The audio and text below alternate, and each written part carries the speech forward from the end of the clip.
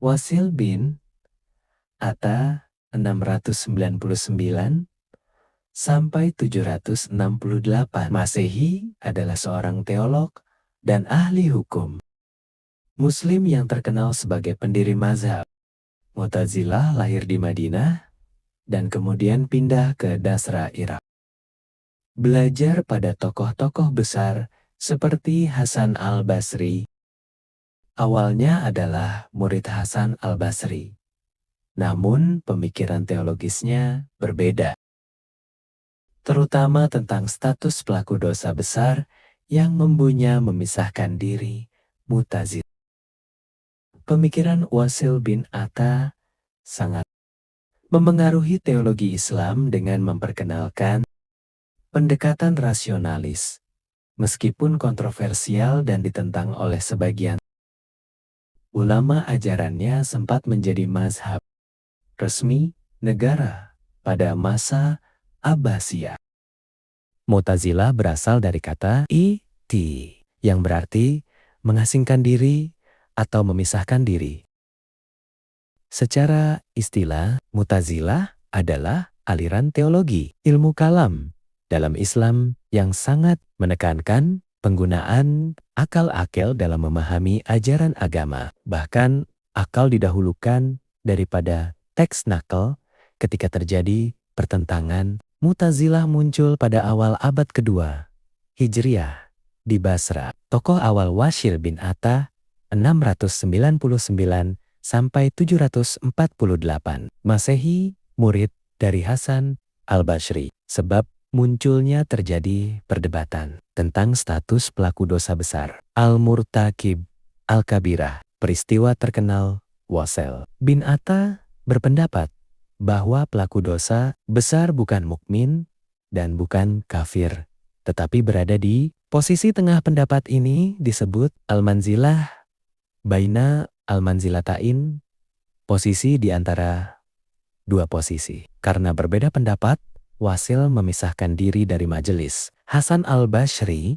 Dari sinilah istilah Mu'tazilah muncul. 5 prinsip pokok Mu'tazilah al-usul al-khamsah. Pertama, at-tauhid. Mu'tazilah menekankan keesaan Allah secara mutlak. Implikasinya, Allah tidak memiliki sifat terpisah dari zatnya. Sifat seperti ilmu, kudrah, dan iradah adalah zat Allah itu sendiri. Mereka menolak pemahaman sifat Allah yang menyerupai makhluk tasyibih. Kedua, adil, keadilan Tuhan. Allah maha adil dan tidak mungkin berbuat zalim. Konsekuensi, manusia memiliki kehendak bebas. Perbuatan manusia diciptakan oleh manusia sendiri. Allah tidak memaksa manusia berbuat dosa. Pandangan ini berlawanan dengan Jabariyah. Ketiga, al-wa'd wa al-wa'd, janji dan ancaman Allah. Maknanya, janji Allah surga pasti ditepati. Ancaman Allah neraka pasti dilaksanakan. Pelaku dosa besar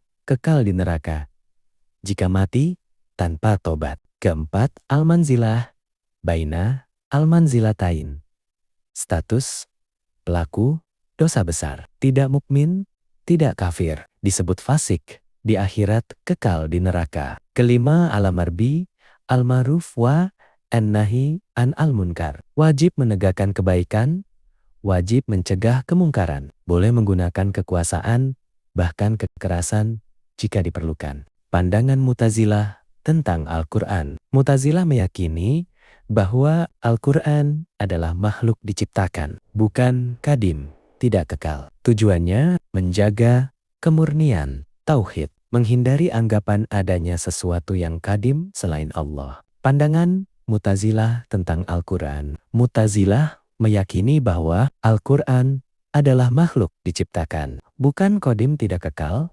Tujuannya menjaga kemurnian tauhid, menghindari anggapan adanya sesuatu yang kadim selain Allah. Pengaruh Mu'tazilah dalam Islam. Meskipun melemah, Mu'tazilah berjasa dalam pengembangan logika dan filsafat Islam, metode, debat, ilmiah, rasionalisasi pemikiran keislaman. Pemikiran Mu'tazilah memengaruhi Asy'ariyah, sebagian metode Maturidiyah yang selanjutnya yaitu aliran Wahabi. Pengertian dan sejarah kemunculan Wahabi yaitu golongan Wahabi adalah pengikut Muhammad bin Abdul Wahab, sebuah gerakan separatis yang muncul pada masa pemerintahan Sultan Salim III, yaitu pada tahun 1204 sampai 1222 Hijriah. Gerakan ini berkedok tauhid dan menjauhkan umat manusia dari kemusyrikan. Muhammad bin Abdul Wahab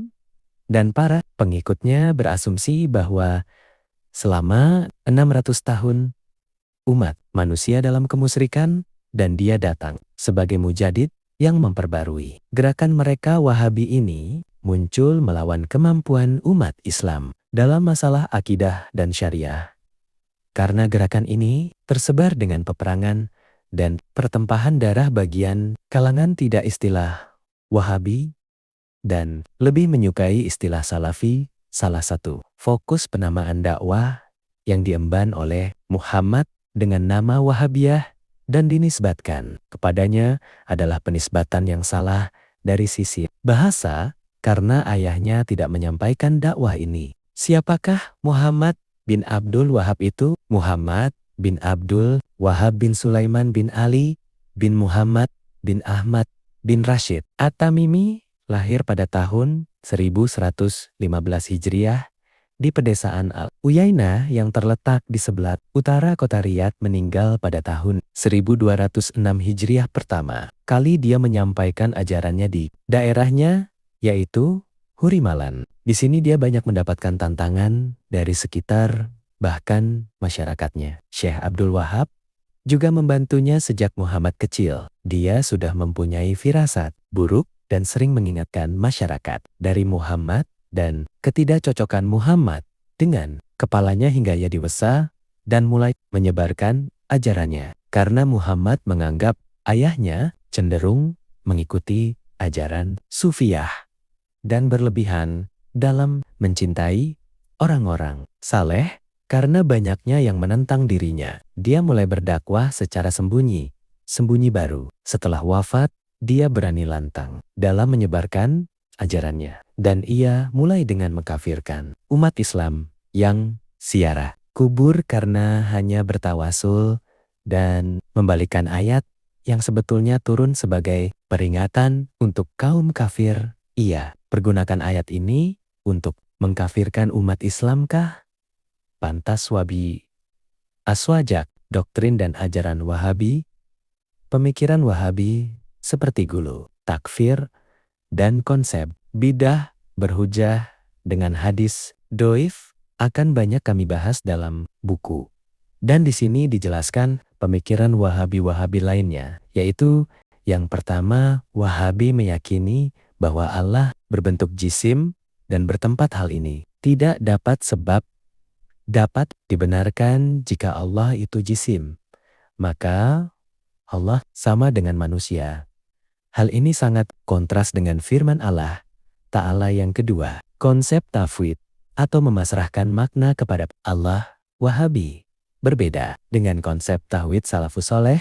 Menurut Wahabi, ayat-ayat mutasyabihat atau ayat-ayat yang secara dohir memberi kepahaman bahwa Allah sama dengan makhluk tidak boleh ditakwil dan harus ditafwil. Namun tauhid mereka berbeda dengan tauhid salafus saleh. Yang ketiga, Wahabi mengkafirkan orang lain yang tidak sefaham dengan mereka. Mengkafirkan seseorang adalah sama saja dengan melaporkan kehalalan darah orang yang dikafirkan, keharaman mensalati, keharaman menikah, keharaman menguburkannya ke dalam kuburan kaum muslimin. Wahabi membagi tauhid menjadi 3 bagian, yaitu tauhid rububiyah, tauhid uluhiyah, tauhid asma wal sifat. Pembagian tauhid seperti ini tidak ada di zaman Nabi, sahabat tabi'in, dan tabi al-tabi'in.